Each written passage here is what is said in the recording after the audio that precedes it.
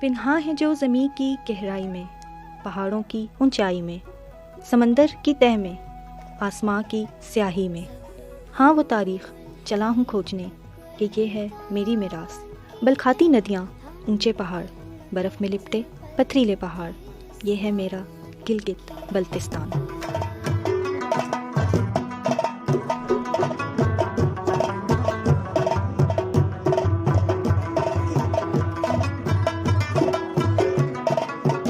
گلگت بلتستان سیاحتی اعتبار سے کافی اہمیت کا حامل رہا ہے۔ اس کی خوبصورتی اور دلکش مناظر ہمیشہ سے ہی مداحوں کی توجہ کا مرکز رہے ہیں۔ گلگت بلتستان کی خوبصورت وادیوں میں سے ایک وادی وادی ہنزا ہے۔ برف سے ڈھکے پہاڑوں کی آغوش میں لپٹی یہ وادی اپنی اہمیت کئی وجوہات کی بنا پر رکھتی ہے۔ خوبصورت منظر، گلیشیئرز اور سلک روٹ سے وابستگی کے علاوہ یہ علاقہ قدیم ثقافت کا بھی وارث ہے۔ بلند و بالا پہاڑی سلسلوں کے بیچوں بیچ وادی ہنزا دو قدیم قلعے، قلعہ التت اور قلعہ بلتت کی عمارتیں سمائے سیاحوں کو خوش آمدید کہتی نظر آتی ہے۔ التت کے معنی نچائی کے ہیں۔ کچھ مورخ اس کو 900 سال قدیم بتاتے ہیں، جبکہ تحقیق کے مطابق قلعہ التت تقریباً 1100 سال پرانا ہے، کیونکہ اس قلعے کی تعمیر میں استعمال کیا گیا مال 1100 سال پرانا ہے۔ یہ قلعہ ہنزا کے حکمرانوں، جن کو میر بھی کہا جاتا ہے، کی رہائش گاہ تھا۔ اس قلعے کے آس پاس بورشو قوم کے لوگ آباد ہیں۔ اس قلعے کو باقاعدہ سوچ اور سمجھ بوجھ کے ساتھ تعمیر کیا گیا تھا۔ یہاں موجود ہر شے اپنی کہانی آپ ہے، جیسے کہ یہاں کے دروازے۔ التت قلعے کے دروازے چھوٹے اور کم چوڑے ہیں۔ اس کے 3 مقاصد ہیں۔ پہلا یہ کہ جنگ کی صورت میں دشمن ایک ساتھ داخل ہونے کے بجائے ایک ایک کر کے داخل ہو۔ دوسرا یہ کہ بادشاہ کے سامنے حاضرین جھک کر داخل ہوں، اور تیسرا یہ کہ دشمن جیسے ہی اپنا سر جھکائے اس کا سر قلم کر دیا جائے۔ دیوار میں موجود یہ 3 ڈنڈے زمانہ قدیم میں وقت کا حساب رکھنے کے لیے نصب کیے گئے تھے۔ یہاں پر موجود ایک شاہی باورچی خانہ ہے جو 2 مقاصد کے لیے استعمال ہوتا تھا، ایک کھانا بنانے کے لیے اور دوسرا اپنی رعایا کے معاملات اور مسائل سننے اور ان کو حل کرنے کے لیے۔ کہا جاتا ہے کہ راجہ سلطان نامی شخص کے 2 بیٹے تھے۔ راجہ کی وفات کے بعد چھوٹے بھائی نے بڑے بھائی سے بغاوت کی، جس کے نتیجے میں بڑے بھائی نے چھوٹے بھائی کو اس دیوار میں چنوا دیا۔ اس قلعے کی سب سے خوفناک بات یہ ہے کہ بغاوت کرنے والے شخص کو اس زمانے میں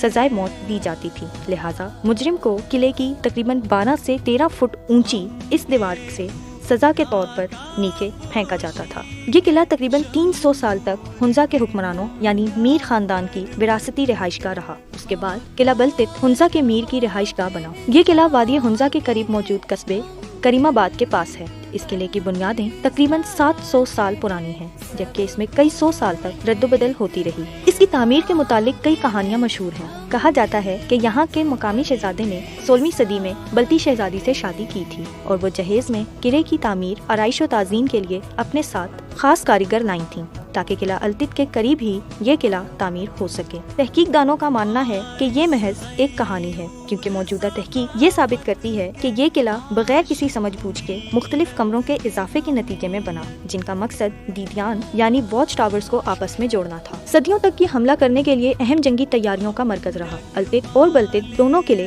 میروں کی طاقت کا گڑھ تھے، جنہوں نے 1974 تک وادی ہنزا پر حکومت کی، لیکن ساتھ ساتھ اس کے بارے میں یہ بھی مشہور ہے کہ یہ قلعہ خاص طور پر رانی کے لیے تعمیر کیا گیا تھا۔ کمرہ شاہی باورچی خانے کے طور پر استعمال ہوتا تھا۔ یہاں محل میں موجود ہر شخص کے لیے کھانے کا بندوبست کیا جاتا تھا۔ کہا جاتا ہے کہ خوبصورت رنگ برنگے شیشوں کی کھڑکیوں والا کمرہ کافی ہوادار تھا، اور اس کو سن روم کہا جاتا تھا، جہاں رانی صاحبہ دھوپ سیکتی تھیں۔ اس کے علاوہ میدان میں کھیلی جانے والی پولو گیم سے لطف اندوز ہوتی تھیں۔ یہ کمرہ رانی کوٹ کہلایا جاتا ہے، کیونکہ یہاں رانی خواتین کے مسائل سنتی اور حل کرتی تھیں۔ قلعہ بلتت کی موجودہ حالت گزشتہ 1 صدی تک ہونے والی تبدیلیوں کا نتیجہ ہے۔ میر ناظم خان نے بیرونی دیوار کے اضافے کے ساتھ ساتھ اپنی خوابگاہ اور دیگر کمروں کو پردوں اور رنگ برنگی شیشوں سے مزین کیا تھا۔ اس کے علاوہ آتش دانوں، چھجے اور چبوتروں کا اضافہ بھی کروایا تھا۔ چھت پر بنائے گئے چبوتروں پر اچھے موسم اور چاند تاروں کی روشنی میں شاہی محفلیں منعقد کی جاتی تھیں۔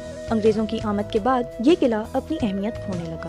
سن 1945 میں ناظم خان کا پوتا اپنے خاندان سمیت قلعہ چھوڑ کر کریم آباد کے جدید طرز کے مکان میں منتقل ہو گیا۔ 1945 سے 1990 کی دہائی تک یہ قلعہ خالی رہا۔ دیکھ بھال نہ ہونے کی وجہ سے قلعہ کافی ٹوٹ پھوٹ کا شکار رہا۔ 1980 کے قریب ایک غیر ملکی ٹیم نے قلعوں کو نہایت خستہ حال میں پایا اور ان کی مرمت کے لیے کام شروع کیا۔ 1996 تک ان کی مرمت کا کام مکمل ہوا۔ اب قلعہ بلتت کے مختلف کمروں میں مقامی کپڑے اور پرانی تصاویر آویزاں کی گئی ہیں۔ यहाँ कुछ पुराने बर्तन भी रखे गए हैं जो मकामी लोगों ने अतियतन दिए हैं। इसके अलावा यहाँ फर्नीचर, तलवारें, मुख्तलिफ मुआहदे और सनदें भी आवेजा हैं। किला अल्तित 2007 में आम आवाम के लिए वापस खोला गया। किला अल्तित और बल्तित अब आगा खान ट्रस्ट फॉर कल्चर की ज़ेरे निगरानी है। 2005 में किला बल्तित को टाइम मैगजीन एशिया की जानिब से बेस्ट ऑफ एशिया अवार्ड मिला। 2004 में UNESCO Asia Pacific heritage award for cultural conservation में अवार्ड ऑफ एक्सीलेंस और सन 2000 में टूरिज्म फॉर टुमारो अवार्ड्स में ग्लोबल विनर करार पाया। देखो,